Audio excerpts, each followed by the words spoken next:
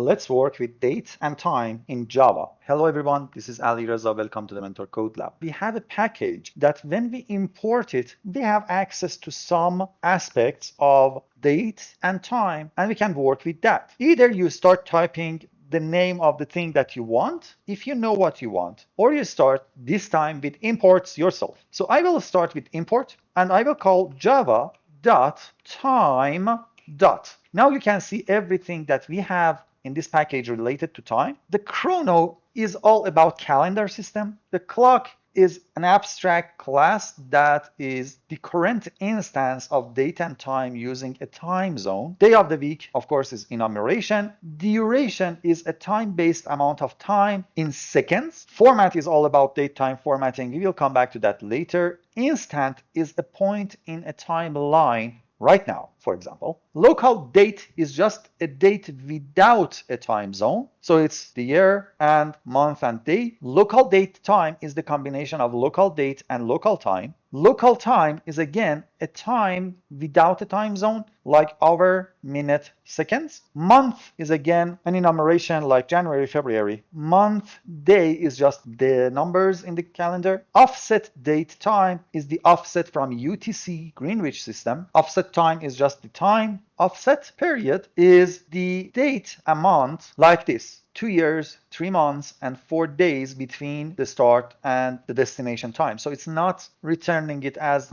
some arbitrary numbers. It separates it like 2 years, 3 months, and 4 days. It's an interesting thing to have. Temporal access to date and time using fields and units. Year is, of course, the year. Only the year number. Year months is again the year and the month. Zone is all about the time zones. Zoned date time is the date and time, but this time it's based on a time zone. And zone offset is the offset using a time zone from Greenwich UTC. And zone ID is the name of the time zone, for example, Europe/Paris. And that's it. So basically, if you want to work with date and time, you have to do the usage of these values that you saw. Let's start with the time. So we say local time from java.time, and we call it time equals to local time dot. Now you see that we have different things. We can say from a temporal access or something, the max number in the history, the midnight, the minimum time in the history, the noon. Now is exactly right now, the code execution time. And then we can say use this clock or time zone ID. Also, we can say local time dot of,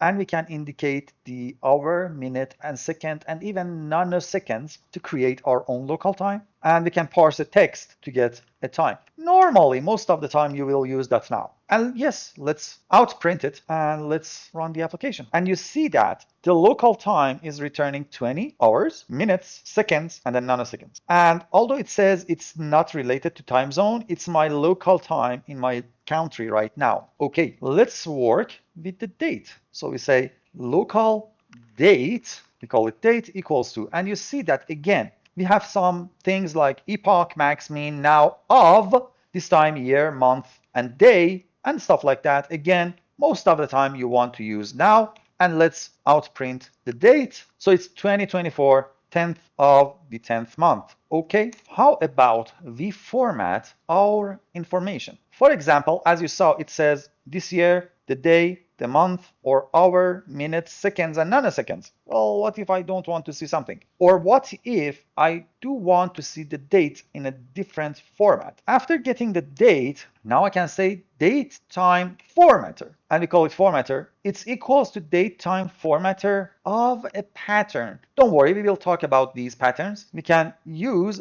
system.outprint. Let's see, formatted date and time is, yes, date.format. Now we can use this formatter plus time.format, use this formatter. Let's run it. Okay, we have got a problem and it says unsupported temporal type exception, unsupported field hour of day. It's because of my formatter. Let's change it to use local date time now, and let's print the date time dot formatter. I think it should work now. And as you saw, now it's working.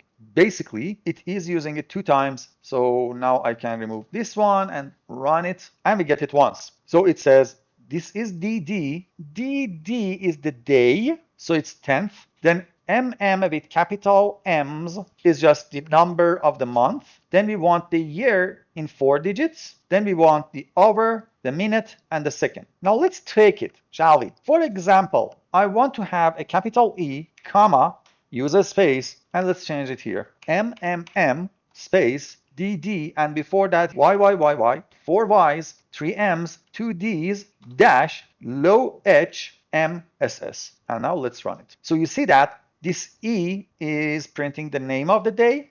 This is printing the year. However, now instead of the number of the month, I get the abbreviation name of the month, the day. Now the hour, as you see, now it became 08 instead of 20. Instead of base 24 hours using lowercase h is now base 12. So it's PM actually. And the minute and the seconds. And of course, if you look at datetime formatter, there are tons of information that you can use, and you can find about different things that you can use in different places. For example, Y is the year, D is the day, but take note, the capital one is the day of the year. For example, E is the day of the week, lowercase h is clock hour of AM PM, uppercase H is hours of the day. So if I want the AM PM, I can use lowercase a. So at the end, I add a lowercase a, and I should have a PM at the end of this string here, as you see. So if you want to see what are the different symbols that you can use in the formatter,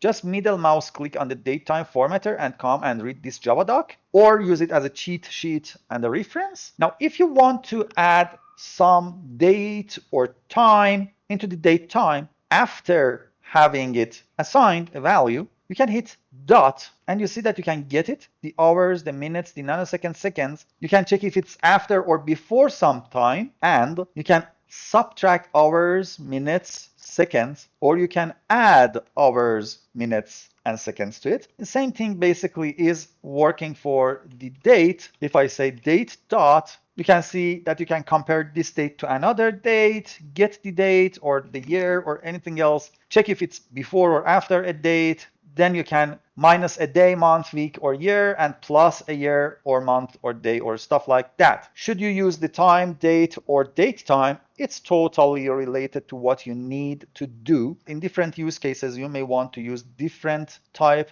of the variable. Don't make it a habit of always using local date time, because it has boilerplates that you may not need. If you like these videos, please subscribe to the channel, hit the like button, and turn on that bell so that when I publish a new video, you will get informed. Have fun, everyone. Bye.